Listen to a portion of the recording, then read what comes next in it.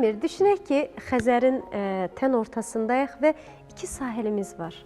Və Samir qayıqda tən ortadadır və bir sahildə onu acı həqiqət gözləyir, amma bir sahildə onu yuxu kimi şirin yalan gözləyir.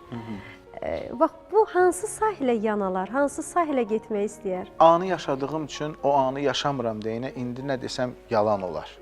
O ana görə hərəkət. Bu an nəyi seçərdin? Bilirsiniz necədir? Ümumiyyətlə, istənilən anda mən ikisinə də illüziya olaraq baxıram. Bu da keçər. Həqiqət, acı həqiqət. Amma sonuçta yalan, şirin yalandansa düşünürəm ki, hər bir normal insan kimi mən də acı da olsa həqiqətlərə, çünki həqiqətləri bilmək istəyən insanam, həqiqətlərə ac olan insanam. Ona görə də bu da mənim bilmirəm fitrətimdəndir, daxilimdəndir, nədən irəli gəlir. Yəqin ki, acı da olsa həqiqəti. Amma həqiqət etalonu varmı? Biz burada bir stəkan görürük və üzərində, içində çay olan bir gözəl armudu stəkan dəsti görürük.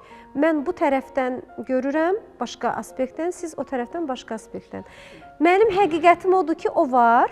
Sizin də həqiqətiniz odur ki, o var. Amma həqiqətdir ki, var. Amma hər ikimiz onu fərqli görürük.